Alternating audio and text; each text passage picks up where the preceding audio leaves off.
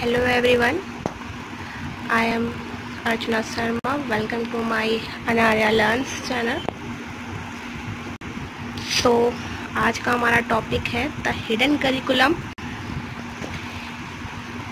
जिसमें हम बात करेंगे कि जो हमारा करिकुलम है वो हिडन क्यों कहा गया है उसे, और हिडन से हमारा तात्पर्य ये हो सकता है कि हमारी ऐसी पाठचर्या जो छिपी हुई है, जो हमें दिखाई नहीं देती, ऐसी पाठचर्या को हम कैसे पहचानेंगे, कैसे जानेंगे, इस पाठचर्या के अंतर्गत हम जानेंगे। तो चलिए पढ़ते हैं। ऐसा करिकुलम, ऐसी पाठचर्या जिसमें हम ये जानेंगे बहुत ही एक संक्षेप में, बहुत ही शॉर्टकट में, क्योंकि ये हमारी पीपीटी है और पीपीटी में हम इतना लॉन्ग वर्सेस नहीं रखते हैं, जिसमें हम शॉर्ट से ही ज़्यादा लोगों को अपनी चीज़ों को समझा सकते हैं। पीपीटी में बहुत से क्लासेस कॉलेजों में पीपीटीज बनती हैं, जिसके अंदर आपको 5 या 10 मिनट का टाइम मिलता है अपनी पीपीटी को प्रेजेंट करने के लिए। तो उसी तरीके से हम इस पीपीटी को आप तक समझाना चाहते हैं, बताना चाहते हैं, क्योंकि ऐसी पीपीटी हमें नेट पर अवेलेबल नहीं है, ना तो वो यूट्यूब पे, ना ही वो अदर किसी चीज़ पे। तो हम आते हैं अपने टॉपिक पे। बहुत हो गई बातें। तो हमारा टॉपिक है पाठ्यक्रम। यह शिक्षा में बहुत महत्वपूर्ण कारक है, क्योंकि जो हमारा पाठ्यक्रम है वो शिक्षा में हमारे बहुत ही महत्वपूर्ण होना चाहिए, और होता ही है। अगर करिकुलम नहीं होगा तो हमारी जो एजुकेशन होगी वो इंटरेस्टिंग नहीं होगी और ना नॉलेजेबल होगी। आमतौर पर उन सभी कार्यों को दर्शाता है जो छात्र द्वारा किए जाते हैं।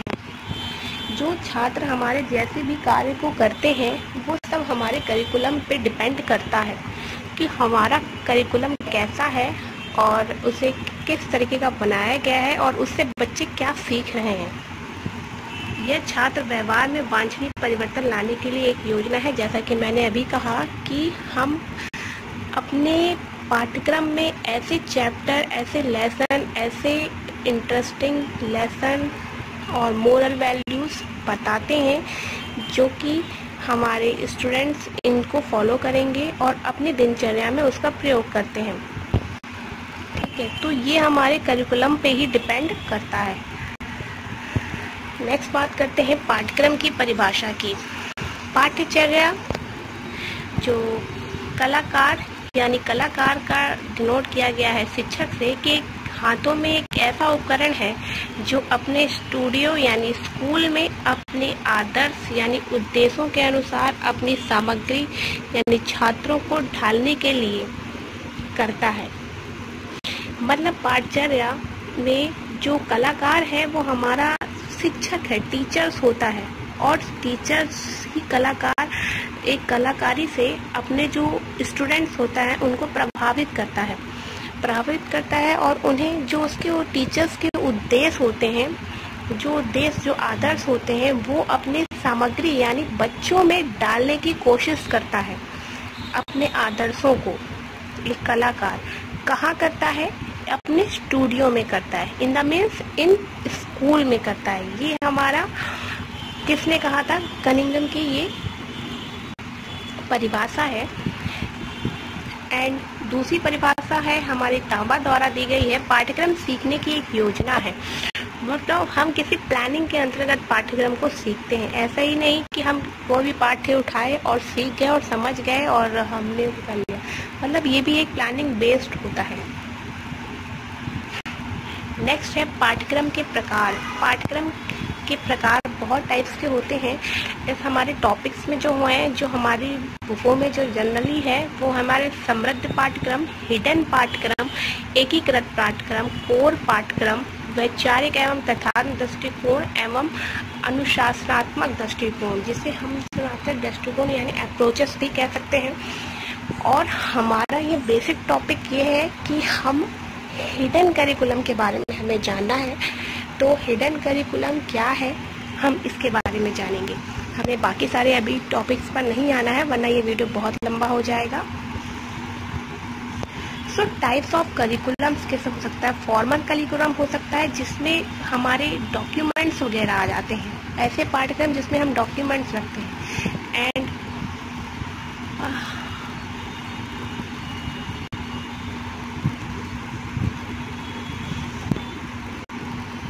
ऑप्शनल करिकुलम जिसमें हमारा क्लासरूम आ जाता है। एंड हिडन करिकुलम में हमारे वैल्यूज, जो कल्चरल वैल्यूज होते हैं वो हमारे हिडन में आते हैं, जो छिपे हुए होते हैं। एंड नुल वॉल्यूम जो इसमें लेफ्ट आउट हो जाते हैं, जो हमें छोड़े चले जाते हैं। एंड एक्स्ट्रा करिकुलम जो नॉट फॉर्मली टॉट, जो ऐसे करिकुलम जो हमें किताबों बेस पे नहीं सीखने को मिलते हैं, जो हम अदर चीज़ों से सीखते हैं, ऐसे करिकुलम जो हमारे फॉर्मली बेस पे टॉट होते हैं, इन चीज़ों को हम करिकुलम कहते हैं।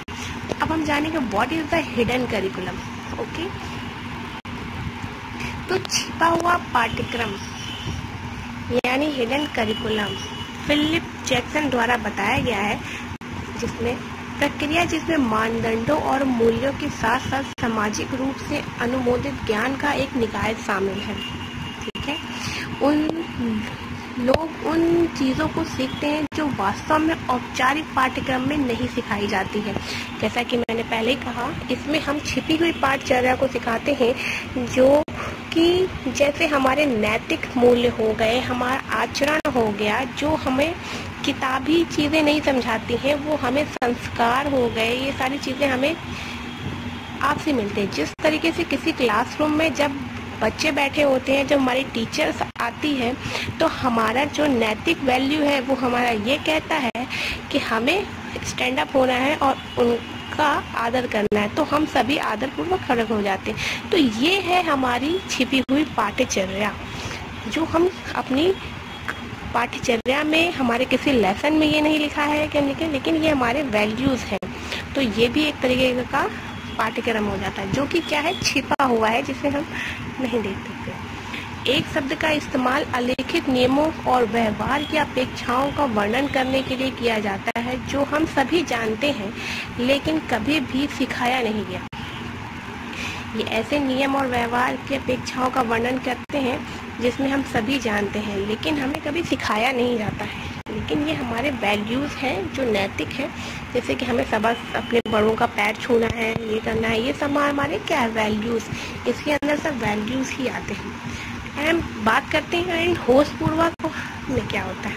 अगर होशपूर्वक में हम कहें कि जो हमारे नेचुरल चीज़ों में है, वो स्कूल के भौतिक संगठन के संदर्भ में है, क्लासरूम का संगठन है हमारा, और अनजाने में हम कैसे इस करिकुलम को सीख जाते हैं। जिस तरीके से व्यक्तिगत शिक्षक व्यवहार विद्यार्थियों की व्याख्या करते हैं,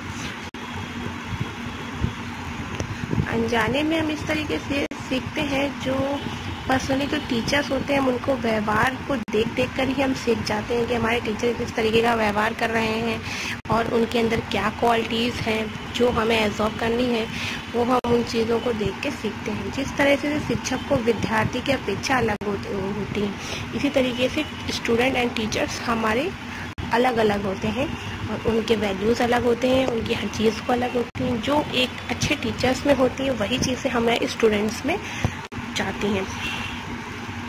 एंड अब बात करते हैं हमारे स्कूल में छिपे हुए पाठ्यक्रम जो छात्र मुद्दों से संबंधित है। जो ऐसा कौन सा पाठ्यक्रम है जो हमारे छात्र के मुद्दों से संबंधित है, तो जानते हैं हमारे छात्र मुद्दों से क्या है। लिंग हो सकता है, नैतिकता हो सकती है, सामाजिक क्षेत्र से रिलेटेड हो सकता है, सांस्कृतिक नृत्य हो सकता है, राजनीतिक हो सकता है, भाषा हो सकती है। ये सारी चीज़ें क्या होती है, छिपी हुई होती हैं। ये सब चीज़ें हम देखकर सीखते हैं या समझ के सीखते हैं या हमें सिखाई जाती हैं, या हम अपनी भाषा से, संस्कृति से या समाज में रहकर सीखते हैं, या हमारे वैल्यूज़ हो सकते हैं। हिडन पाठ्यक्रम के क्या महत्व है। शिक्षक और छात्र के बीच सामाजिक संबंध छिपे हुए पाठ्यक्रम को प्रभावित करता है। ठीक है, शिक्षक और छात्र के बीच में जैसा भी संबंध होता है वो हमारा जो पाठ्यक्रम होता है उसी को ही प्रभावित करता है। यह अवांछनीय व्यवहार, संघर्ष या दूसरों को प्रोत्साहन देने में योगदान कर सकता है। ऐसे पाठ्यक्रम जो होते हैं ये संघर्ष से भरे होते हैं और दूसरों को प्रोत्साहन भी दे सकते हैं, क्रोध में ला सकते हैं, गुस्सा दिला सकते हैं, सब कुछ कर सकते हैं। छिपे हुए पाठ्यक्रम अभ्यास जो होते हैं ये जानबूझकर भी किए जा सकते हैं और अनजाने में भी हो सकते हैं, जिससे कि हमारे छात्र प्रेरित होते हैं। तो हम जान सकते हैं कि जिस तरीके से जो हमारा करिकुलम हो सकता है वो इंडिपेंडेंट करिकुलम भी हो सकता है, जिसके अंतर्गत हमारा करिकुलम डिज़ाइन किया जाता है, एंड रिसीव करिकुलम जिसमें हमारे लर्नर्स आते हैं जो इस चीज़ों को रिसीव करते हैं, एंड टीचर्स होते हैं जो इस करिकुलम का यूज़ करते हैं। ठीक है, हम निष्कर्ष पे आते हैं। छिपे हुए पाठ्यक्रम की अवधारणा एक व्यापक है, यानी एक विशेष सैद्धांतिक दृष्टिकोण से नीचे करना आसान नहीं होता है। इसके बजाय अवधारणा सामाजिक प्रभावों और प्रक्रियाओं के व्यापक गुस्से को संदर्भित करती है, जिनमें से कुछ परस्पर जुड़े होते हैं और कुछ अपेक्षाकृत आत्मनिहित होते हैं। जैसा कि हमने आपको पहले ही बताया, जो हमारी छिपी हुई पाठचर्या होती है वो एक व्यापक होती है, जिसमें सैद्धांतिक दृष्टिकोण नहीं होता है, कोई इसमें साइंटिफिक नॉलेज नहीं होता है। ये हमारे वैल्यूज़ पर, हमारे संस्कारों पर, हमारी राजनीतिक, हमारी भाषा पर डिपेंड करती है, जिसके अंतर्गत हमारे जो सामाजिक प्रभाव होते हैं वो सब हम पे डिपेंड करते हैं, जो हमारे प्यार को, हमें गुस्से को, हमारी ईर्ष्या को वो बढ़ावा देते हैं, जिसके अंतर्गत हम अपने आंतरिक चीज़ों को और अपने सर्वपतन से अपनी ही चीज़ों से हम इन्हें जान सकते हैं, अपने इस करिकुलम को बढ़ा सकते हैं, अपने इस करिकुलम को जान सकते हैं, पहचान सकते हैं। तो कुछ ऐसे सामाजिक कौशल क्या होते हैं जो ये छात्रों को बिना सिखाए ही सीखने लगते हैं? ऐसे कौन से कौशल होते हैं जो करिकुलम हम नहीं सिखाते हैं, कहीं पर भी नहीं होता है, फिर भी समाज में रहकर सीख जाते हैं? तो जो सोशल स्किल्स होते हैं वो हमारी कम्युनिकेशन स्किल हो सकती है, जैसे कि हम समाज में रहकर बातचीत करना सीख सकते हैं, समाज में रह के हमें किस तरीके से उठना है, बैठना है, बातचीत करना है, बड़ों से, छोटों से, ये सब हम इस कम्युनिकेशन सीख सकते हैं। कॉन्फिडेंस मतलब हम इसमें सीख सकते हैं, टीम बिल्डिंग सीख सकते हैं एवं बेसिक इंफॉर्मेशन सीख सकते हैं। ठीक है, and thank you for my watching video. Please अब नेक्स्ट टॉपिक पे आएंगे, तब हम इसके नेक्स्ट दूसरा वीडियो लेकर आएंगे। Okay, thank you.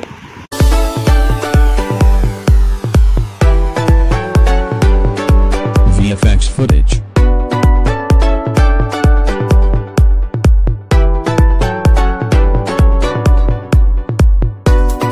VFX footage.